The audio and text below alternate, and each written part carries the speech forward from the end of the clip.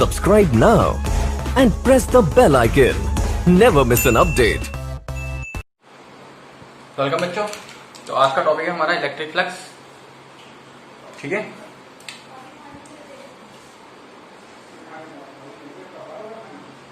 Electric flux. तो flux क्या होता है मैं थोड़ा सा रफली बता दे रहा हूँ। फ्लक्स का मतलब होता है मेजरमेंट। ठीक है, अब किस चीज का मेजरमेंट? तो इलेक्ट्रिक फील्ड लाइंस का मेजरमेंट। ठीक है, तो इसे हम लोग बोलते हैं फ्लक्स। अब डेफिनेशन जो कहती है वो ये कहती है the number of electric field lines passes through an area.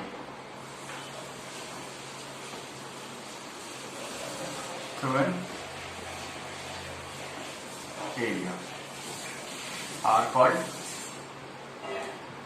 electric flux. इसको phi से रिप्रेजेंट करते हैं। It is a symbol of phi। ठीक है, अब जैसे कि मान लो ये कोई सरफेस है। ठीक है, यहां से जितनी number of electric field line pass हो रही है, जितनी number of electric line pass हो रही है इस पर्टिकुलर सरफेस से, तो उसे क्या बोलेंगे हम लोग? फ्लक्स बोलेंगे। ठीक है, अब जो फ्लक्स है तो तीन क्वांटिटीज के ऊपर डिपेंड करता है। फ्लक्स जो होता है जिसको flux is depend on first quantity होती है इलेक्ट्रिक फील्ड लाइंस या intensity of electric field, electric field.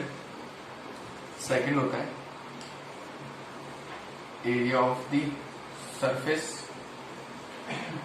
और थर्ड होता है angle between area and electric field.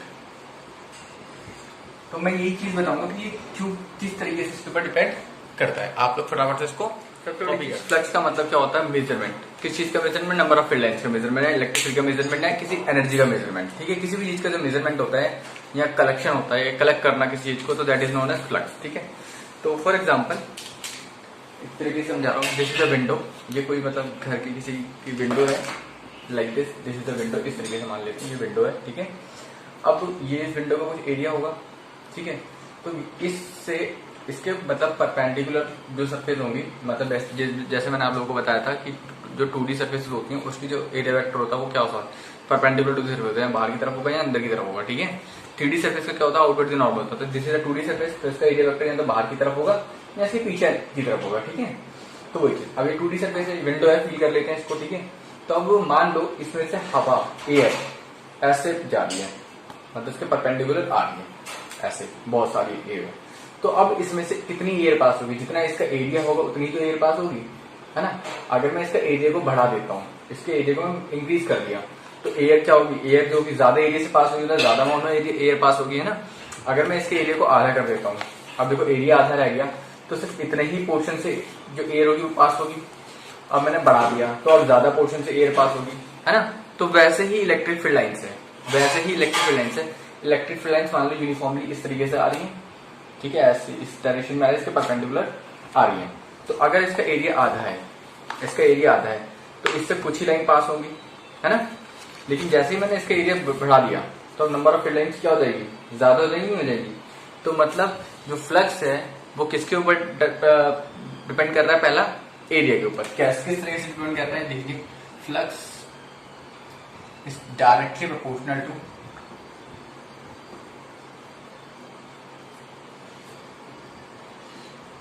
Area, है ना। तो मतलब phi is directly proportional to area. ये समझ में आ गया आप लोगों को? बहुत अच्छी। अब मैंने एक चीज और बताई थी आप लोगों को, इंटेंसिटी। मतलब ये कोई यहाँ पे कोई इलेक्ट्रिक लाइन कुछ इस तरीके से जा रही थी, ऐसे ऐसे ऐसे, है ना। तो this is the point A and this is the point B. तो मैंने बताया था इलेक्ट्रिक फील्ड इंटेंसिटी कहाँ पर स्ट्रॉन्गर होगी? ए पॉइंट पर या बी पॉइंट पर? तो ए पॉइंट पर इलेक्ट्रिक फील्ड इंटेंसिटी क्या होगी? स्ट्रॉन्गर होगी। मतलब जहां पर नंबर ऑफ फील्ड लाइंस क्या होती हैं, जहां पर नंबर ऑफ फील्ड लाइंस क्या होती है? बहुत ज्यादा पास पास होती हैं, वहां पर इंटेंसिटी क्या होती है? ज्यादा होती है। जहां पर नंबर ऑफ फील्ड लाइन दूर दूर होती है वहां इंटेंसिटी क्या होती है? कम होती है। इसको अभी रट्टा मार लो, जहां पर number of field lines pass पास होंगी वहां इंटेंसिटी ज्यादा होगी, फोर्स ज्यादा बनेगा, बेसिक, है ना। और जहां पर इलेक्ट्रिक फील्ड लाइन दूर दूर होंगी वहां पर क्या होगा? इंटेंसिटी कम होगी, फोर्स दूर दूर हो जाएगा ना, इसलिए। ठीक है, और यहाँ पर दूसरी चीज मैं समझा रहा हूँ, लाइक दिस ये मैं सरफेस बना रहा हूँ यहाँ पर, ठीक है, 2D सरफेस बना रहा हूँ दो तरह की, ये दो विंडो है, एक विंडो ये सेम एरिया की, एक विंडो सेम एरिया की, ठीक है। अब एक बात बताना जरा, इसमें से नंबर ऑफ फील्ड लाइंस ऐसे, मतलब ये पास हो रही इस तरीके से पास हो रही, इस तरीके से नहीं है, मतलब ऐसे जा रही है, ऐसे ऐसे ऐसे ऐसे ऐसे इस तरीके से, मतलब ठीक है, ऐसे ये सरफेस है, इसको क्रॉस करके जा रही है, ठीक है, ऐसे नहीं आ रही है या ऐसे नहीं आ रही है, ऐसे ऐसे जा रही है, ठीक है, वर्टिकली, ठीक है, परपेंडिकुलर क्रॉस करते हो तो 2D प्लेन पे ऐसे दिखा दिया मैंने। तो अब इसमें से नंबर ऑफ फील्ड लाइंस कितनी पास हो रही है 4, है ना। मान लो सेम एरिया में ये भी नंबर ऑफ फील्ड लाइंस है, इलेक्ट्रिक फील्ड लाइंस है, पास हो रही है ना। अब एक बात बताओ कि किसमें से नंबर ऑफ फील्ड लाइन ज्यादा हो रही है, दोनों का एरिया सेम है, दोनों का एरिया सेम है, तो इसमें से नंबर ऑफ फील्ड लाइन क्या हो रही है, ज्यादा पास हो रही है, और इसमें से कम हो रही है। रीजन क्या है, क्योंकि यहाँ पर इंटेंसिटी क्या है, ज्यादा है, इस वाले पॉइंट एरिया में क्या इंटेंसिटी ज्यादा है, इस वाले में क्या इंटेंसिटी कम है ना। तो जहां पर इंटेंसिटी ज्यादा होगी तो नंबर ऑफ फील्ड लाइन ज्यादा होगी, नंबर ऑफ फील्ड लाइन ज्यादा होगी तो फ्लक्स भी क्या हुआ, ज्यादा हुआ ना। फ्लक्स का मतलब क्या होता है, number of electric field line passes through an area, तो जितनी ज्यादा नंबर ऑफ फील्ड लाइन पास होगी किसी एरिया से उतना ही फ्लक्स ज्यादा बनेगा, जितनी कम होगी तो फ्लक्स कम बनेगा। तो साइड से बताए इसमें फ्लक्स ज्यादा होगा, इसमें फ्लक्स ज्यादा होगा, इसमें फ्लक्स ज्यादा होगा, क्यों, क्योंकि इसकी इंटेंसिटी ज्यादा है, ठीक है। तो दूसरा क्या जाएगा हमारा, फ्लक्स है वो डायरेक्टली प्रोपोर्शनल टू क्या जाएगा इलेक्ट्रिक फील्ड इंटेंसिटी आ जाएगा, ठीक है, दोनों ही वेक्टर क्वांटिटी होती है। तो ये क्वेश्चन सेकंड, ठीक है। तो जब दोनों को कंबाइन करते हैं तो क्या आ जाता है, ई डॉट ए, कंबाइन करेंगे ना दोनों को, जब डॉट प्रोडक्ट हटाते हैं तो क्या आ जाता है, मतलब पहले तो डायरेक्टली को हटा दो, क्या है ई डॉट ए, और यहाँ पे के की वैल्यू क्या होती है 1 होती है, तो फाई इज इक्वल टू क्या आ गया, ई डॉट ए इंटू में कॉस थीटा। आपको मालूम होगा जब भी दो वेक्टर क्वांटिटीज का डॉट प्रोडक्ट होता है तो क्या आता है, कॉस थीटा आता है ना। और जब भी दो वेक्टर क्वांटिटी का डॉट प्रोडक्ट आता है तो तीसरी जो क्वांटिटी बनती है उनसे मिलकर के वो कैसी होती है, स्केलर होती है। ये हमने पढ़ा था, तो ये कैसी क्वांटिटी है, स्केलर क्वांटिटी है। फ्लक्स कैसी क्वांटिटी होती है, स्केलर, क्योंकि ये तो सिर्फ अमाउंट बताती है कितना अमाउंट में इलेक्ट्रिक फील्ड लाइन पास हो रहा है ना। और इसका जो ऐसा यूनिट हो जाएगा वो क्या हो जाएगा, ऐसा यूनिट बताओ क्या हो जाएगी, न्यूटन पर कूलम मीटर स्क्वायर, न्यूटन पर कूलम मीटर स्क्वायर, ठीक है, दिख रहा है ना ये। अब इसको हम लोग वो भी बोलते हैं, इसकी एक और यूनिट होती है वोल्ट मीटर, ठीक है, ये इसकी ऐसा यूनिट होती है। अब देखो कॉस थीटा किस तरीके से डिपेंड करता है, मैं तुम्हें एक बार और समझा देता हूँ, ये तो कॉपी कर लिया, अब मैं एक तरीके से और समझा देता हूँ इस चीज को, ठीक है, तुम्हें थोड़ा सा, चलो फटाफट से कॉपी करो। ये तुम्हारा सिलेबस का पार्ट हो गया, बट मैं जो समझाऊंगा अभी थोड़ा सा, ये तो मैंने तुम्हें मैथमेटिकली तरीके समझा दिया कि किस तरीके से डिपेंड करता है ना, मैं तुम्हें थ्योरेटिकली थोड़ा समझा देता हूँ।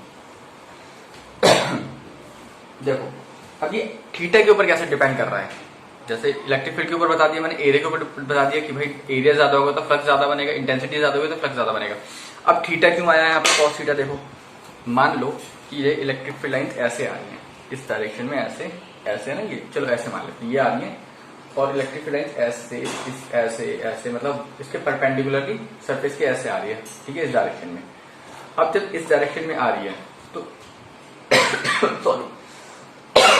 सॉरी तो इस डायरेक्शन में जब आ रही है तो क्या होगा कि इस एरिया में जितना भी एरिया में से वो नंबर ऑफ फील्ड लाइन पास होंगे वो फ्लक्स बनेगा, है ना, क्रॉस करके जानी चाहिए, not along the plane, cross the plane, ठीक है। अब मैंने क्या किया, ऐसे कर दिया, इसको इस डायरेक्शन में कर दिया, लेकिन फील्ड लाइन तो इसी डायरेक्शन में आ रही है, इस तरीके से समझते हैं, ठीक है। फिर टिक माई लाइक दिस, देखो ये तो एरिया वेक्टर हो गया ब्लैक वाला मार्कर, इसको मैंने इस तरीके से कर दिया, इस तरीके से, ये प्लेन ऐसा हो गया ना, तो इसका एरिया वेक्टर किधर, इस डायरेक्शन में, ठीक है, ये इस डायरेक्शन में हो गया एरिया वेक्टर, ठीक। लेकिन इलेक्ट्रिक फील्ड किधर आ रही है, ऐसे आ रही है, तो देखो एरिया वेक्टर इधर और इलेक्ट्रिक फील्ड इधर, तो रेड वाला मार्कर जो है वो क्या है आपका, इलेक्ट्रिक फील्ड है, और ब्लैक वाला मार्कर क्या है, एरिया वेक्टर। तो दोनों के बीच में एंगल कितना, 90 डिग्री। जब दोनों के बीच में 90 डिग्री एंगल हुआ तो इस तरीके से, तो क्या इस विंडो से कुछ भी हवा पास होगी, मतलब ये एक विंडो है, इसको समझते, ये विंडो है, ठीक है, हवा ऐसे जा रही है, तो जब हवा इसको क्रॉस करके जाएगी तो पीछे क्या होगा, फ्लक्स बनेगा, मतलब हवा निकल के जाएगी। लेकिन मैंने क्या किया, इस विंडो को ऐसे कर दिया, खोल दिया इस तरीके से, ऐसे कर दिया।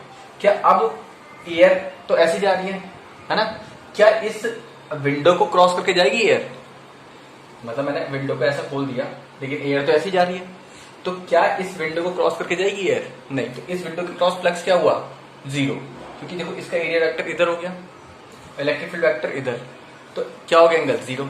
लेकिन जैसे ही मैं इसको ऐसे कर देता हूं तो अब देखो एरिया वेक्टर भी इधर,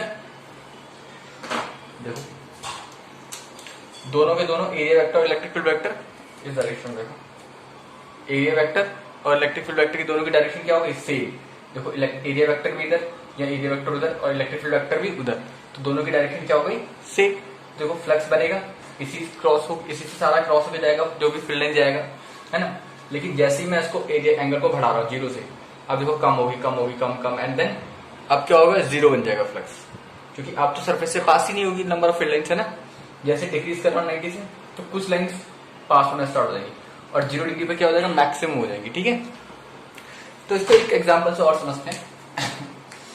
देखो flux is directly proportional to intensity, flux is directly proportional to area vector, है ना। तो यहाँ पे पानी बह रहा है, पानी is like intensity of electric field lines, ठीक है। इसको इस तरीके से फील करते हैं। मान लो कि मैंने ये क्या किया, कोई पाइप लिया और पाइप को ऐसे फ्लो करा दिया, ऐसे लगा दिया, ठीक है, इस तरीके से। अब देखो इसका एरिया वेक्टर किधर, ऊपर की तरफ, और पानी ऐसे बह रहा है, तो इलेक्ट्रिक फील्ड लाइन्स किधर, इधर। तो एंगल कितना उनके बीच में, 90 डिग्री। तो जब 90 डिग्री होगा तो यहाँ पर जो फ्लक्स बनेगा वो क्या बनेगा, 0। Theta is equal to 90 degree हम देख रहे थे किसके बीच का, angle between what, E and A, और 90 डिग्री है, तो थीटा 90 डिग्री। तो हमने फ्लक्स देखा, तो फ्लक्स कितना बना हमारा, 0 बना, ठीक। अब इसी चीज को मैं दोबारा समझाता हूं। यहां पर यही पानी बह रहा है, ठीक है। अब मैंने पाइप को क्या कर दिया, कुछ इस तरीके से मोड़ दिया,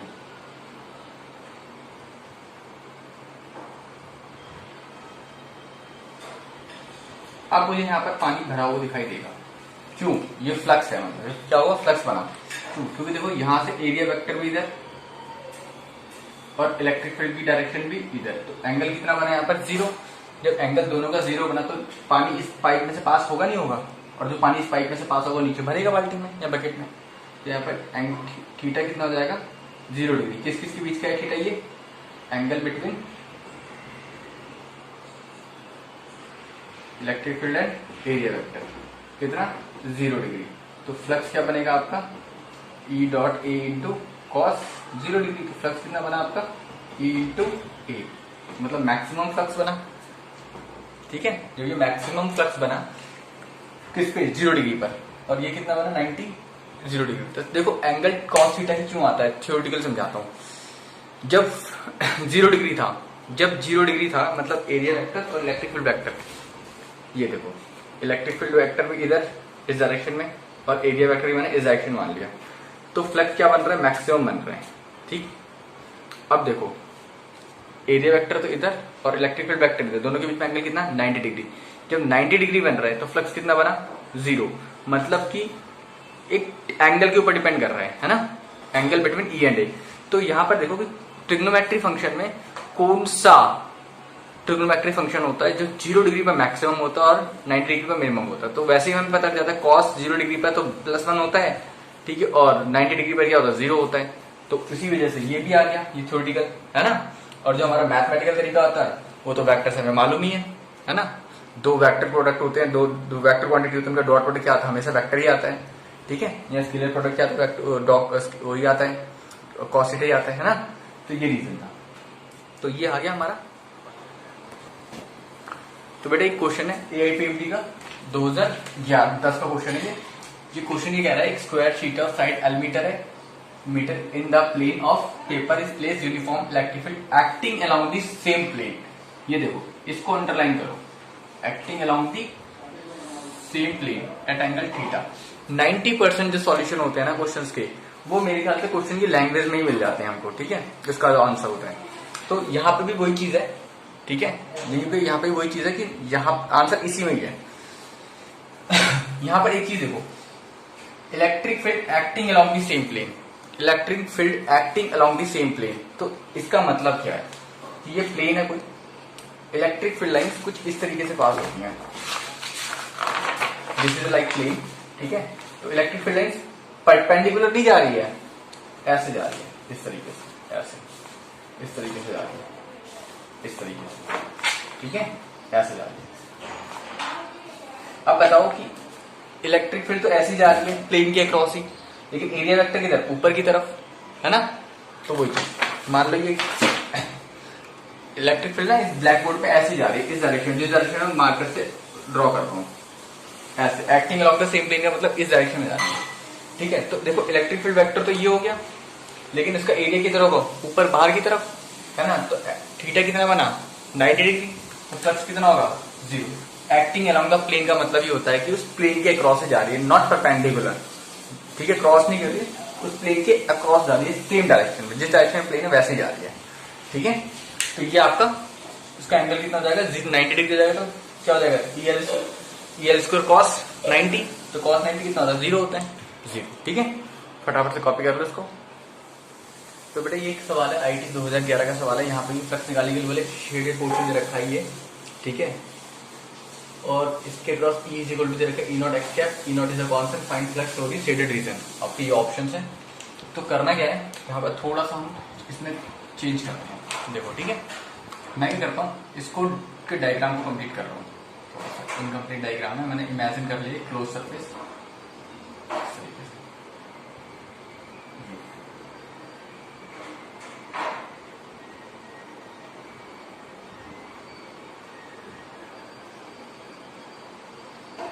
क्या ये क्यूब बन गया है ना। अगर ये क्यूब बन गया तो मैं इसको जो जिसका निकालना है मुझे, उसको मैं थोड़ा डार्क कर लेता हूँ, जिस पोर्शन का निकालना है उसको थोड़ा सा डार्क कर लेते हैं। ये इसके क्रॉस फ्लक्स निकालना है हमको, ठीक है, ये वाला। तो बेटा ये वाली साइड कितनी होगी A, मालूम है, तो ये साइड भी कितनी होगी A, ये साइड भी कितनी होगी A। तो बेटा ये वाली साइड कितनी हो जाएगी बताओ जरा, पाइथागोरस हम लगा के √2 हो जाएगी, और वैसे भी एंगल भी देख लो कितना हो जाएगा 45 डिग्री, तो cos 45 लगा दो तो भी ये कितना आएगा √2A आएगा। तो इसका एरिया क्या आ जाएगा, इस वाली शीट का एरिया क्या आ जाएगा, एरिया मतलब A वेक्टर, मान लो ये A है, ये B है, ये C है, D है। तो क्या करते थे एरिया निकालने के लिए AB क्रॉस AD कर देते, एरिया वेक्टर वाले वो देख लेना, एरिया वेक्टर में है ना, तो AB कितना है आपका A है, और AC कितना है आपका √2A, तो कितना आ जाएगा √2 इंटू A स्क्वायर, ये आपका एरिया वेक्टर आ गया, क्या आ गया, एरिया का मैग्नीट्यूड आ गया ना। फ्लक्स का फॉर्मूला क्या होता है बेटा, E into A into cos theta. देखो E कितना है आपका E0, एक्स एक्सिस पे जा रहा था वो, ठीक है, इंटू √2 इंटू A स्क्वायर, यहाँ पर कॉस थीटा। अब कॉस थीटा देखते हैं, कॉस थीटा, तो कॉस थीटा कितना होगा जरा बताओ, कॉस थीटा बहुत बढ़िया बात थी, ठीक है। अब देखो यहाँ पर इस मार्कर के हल से बताता हूँ तुम्हें, थोड़ा सा इमेजिन करना है, 3 मार्कर है, रेड वाला एक्स एक्सिस को दिखा रहा है, रेड वाला किसको दिखा रहा है, एक्स एक्सिस को, ठीक है। तो इलेक्ट्रिक फील्ड लाइंस को दिखा रहा है, इस तरीके से इलेक्ट्रिक फील्ड लाइंस आ रही है। अब इसका जो एरिया वेक्टर होगा किधर होगा बेटा, इस डायरेक्शन में, नीचे की तरफ झुक रहा है ना ये, तो एरिया वेक्टर किधर होगा, देखो इस डायरेक्शन में। इलेक्ट्रिक फील्ड लाइंस ऐसे जा रही है ना, एक्स एक्सिस की तरफ, और एरिया वेक्टर किधर होगा, ये होगा इस तरीके से। तो एंगल बनेगा बेटा 45 डिग्री का, अगर ऐसे होता तो 90 डिग्री बनता, ठीक है, लेकिन ये झुकी हुई है, एक्स एक्सिस की तरफ ही हल्की सी झुकी हुई है, तो एंगल कितना बनेगा 45 डिग्री का बनेगा। तो यहाँ पे थीटा कितना हो जाएगा आपका 45 डिग्री, तो E0 √2 into A square into cos 45 क्या होता है 1/√2, √2 से √2 कैंसिल हो गया, ठीक है। थोड़ा सा ऊपर लिख देते हैं यहाँ पे, E0 √2 A square into cos 45 1/√2, तो ये कट गया, तो आंसर क्या आ गया E0 into A square, this is the आपका आंसर, ये 4th ऑप्शन आपका आंसर है, ठीक है। फटाफट से कॉपी कर लो। तो ये फ्लक्स का टॉपिक मैंने तुम्हें कंप्लीट करा दिया, और नेक्स्ट क्लास हमारी जो भी होगी बता दूंगा, जल्दी इन्फॉर्म कर दूंगा आप लोगों को।